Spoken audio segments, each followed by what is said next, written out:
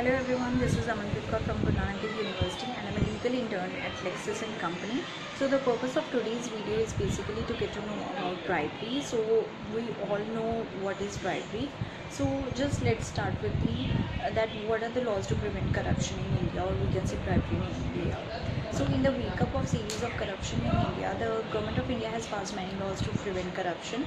Some of the major laws for keeping the check on corruption we can say about Indian Penal Code 1860 or Prevention of Corruption Act 1988, Prevention of Money Laundering Act 2002, Right to Information Act 2005, or we can say about Whistleblowers Protection Act 2011. So the next question comes at under what circumstances or under what provisions of IPC can a complaint be made against the public officials asking for a bribe. So regarding that, we can say that under IPC, a government employee, an officer in the military, navy or air force, police or judges, officers of court of justice and any local authority established by a state or central act is treated as a public servant. So under section 166, if a public servant does not do what is required to do or in his official capacity, he will be punished with simple imprisonment for a term. So we can say that, let's take an example that X, who is a public official, is directed by the court to seize the property of Z, but X shows some favor to Z. He can be made liable under this provision. Under section 171B, if any public official accepts either for himself or for any other person any gratification as a reward for showing undue favor to any person, commits the offence of bribery, and he shall be liable for imprisonment.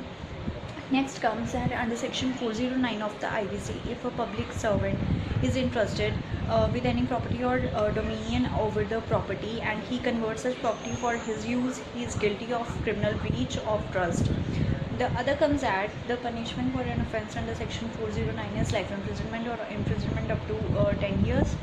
Under section 169 of IPC, if a public servant unlawfully bids for any property, he shall be punished with imprisonment up to 2 years or fine or both.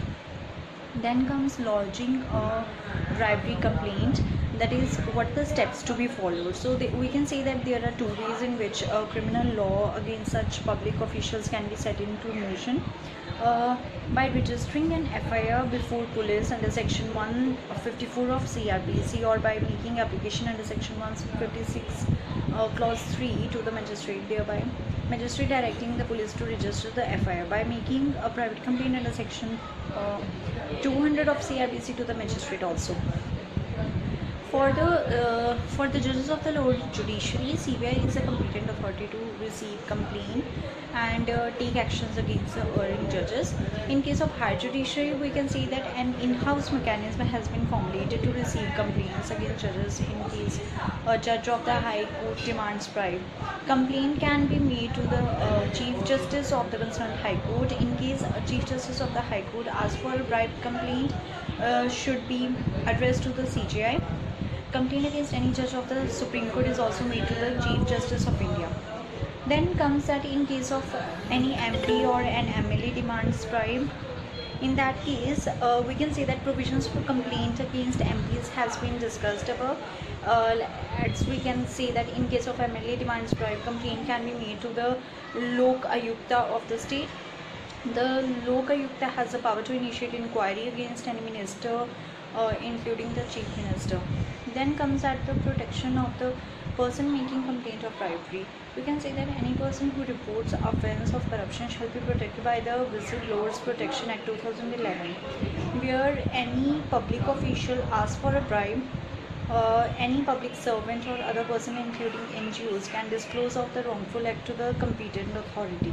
So other than that, the identity of the complainant must be included in the complaint. However, the competent authority has to conceal the identity of the complainant unless he has himself revealed his identity by way of media or interviews, etc. The other thing is that the competent authority may, with prior approval of the complainant, reveal his identity to such organization where it becomes necessary to do so. While dealing with such inquiry, the designated agency shall have the power of the Civil Code under the Civil Procedure 1908. Also, we have to talk about that the time limit of making a complaint is 7 years from the date on which such act was committed. Under the Whistleblowers Protection Act 2011, the identity of such person shall be concealed. Any person who reveals the identity of the complainant shall be imprisonment up to 3 years and fine not exceeding 50,000 rupees. Then similarly, any disclosure made with malified intention knowing it to be false shall be punished for 2 years and fine not exceeding 30,000 rupees. That extends to companies also where a wrongful act is committed by any. So that's it for today, guys. If you like this video, put a thumbs up on this video, and also like and subscribe to the channel LEXCLIQ. And if you have any query regarding it, then mention it in the comment box. This does not solicit any promotion or advertisement as per the guidelines of the Bar Council of India. It is for education purpose only. Thank you.